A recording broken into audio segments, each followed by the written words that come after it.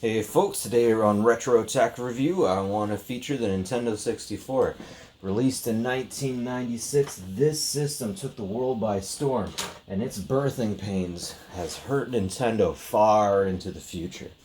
So, as I was saying before, this system was epic when it came out. So much hype. Everyone was so pumped up about it. Everyone had to have one. I knew people who had two. Now, the only problem that the system ever really had was that it was released with only 2 games in North America and 3 in Japan. In North America, it was released with Pilot Wings and Mario 64.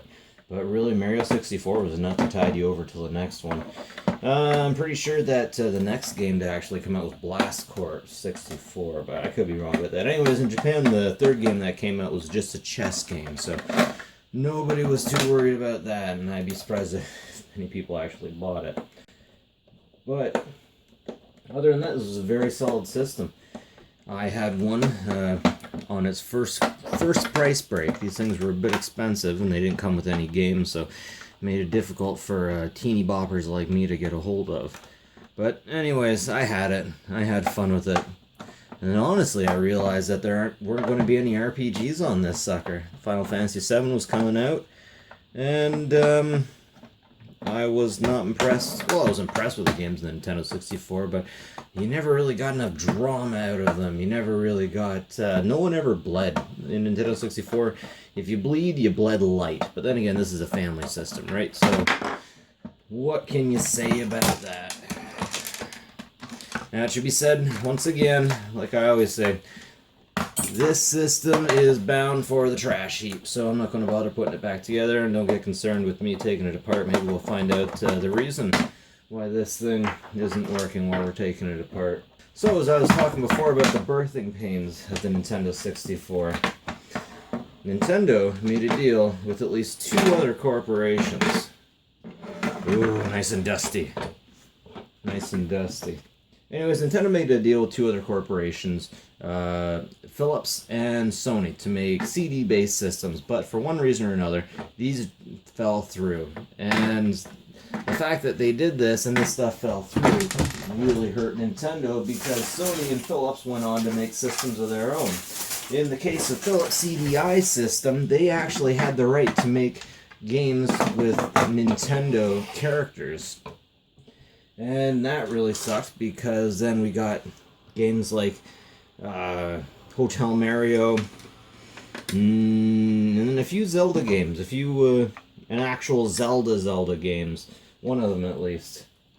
And with the PlayStation, we know where that went, so we only have Nintendo to blame for those 2 things. So the fact that this system came out after all that is a little bit amazing. Also a little bit sad that they had to shoot themselves in the foot so many times before they could actually get this system. Nintendo demanded to have a system that was cartridge-based with little load time, and games that could actually take a bump. That could actually take your little brother tossing it across the room, not being in a special box or anything. So anyways, I ended up trading in my Nintendo 64 about a year after I got it for Sega Saturn games, and that's going to blow away a lot of people when they hear that. Anyone living at the time playing video games would want to smack me, but I just couldn't get as into a Nintendo game as I could an RPG, and there weren't any good RPGs for this system. Zelda wasn't my thing. Now, Zelda, I can't say Zelda's not a good RPG. Generally, all Zelda games are great, but I just wasn't a Zelda guy. So, I heard of all of these awesome RPGs on the Sega Saturn that I'm sure none of you have ever heard about, like Albert Odyssey, The Shining Force, Shining of the Ark, Shining in the Dark, I forget which one it was, and Dragon Force. If any of you guys have ever played Dragon Force, you would understand. If you guys had ever been RPG fans at the time, you'd understand. But man, those games are expensive to get. You go to swap meets, you want to find those games, you are paying through the nose, my friend. It's about $100 at least for all those games. What's unfortunate is I believe it was DreamWorks. I want to say DreamWorks. Working Design. Working Design was the ones that made all these RPGs for the most part. And Sega ended up pissing them off, so they ended up not even releasing more of their games for the Saturn.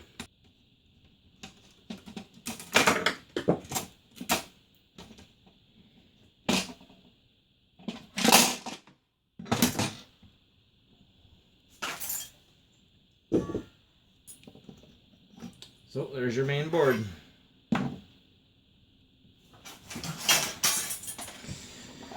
Main board for the Nintendo 64. We got heat sinks right on the chips. That'll definitely help you out. Definitely nicer heat sinks than the PlayStation had.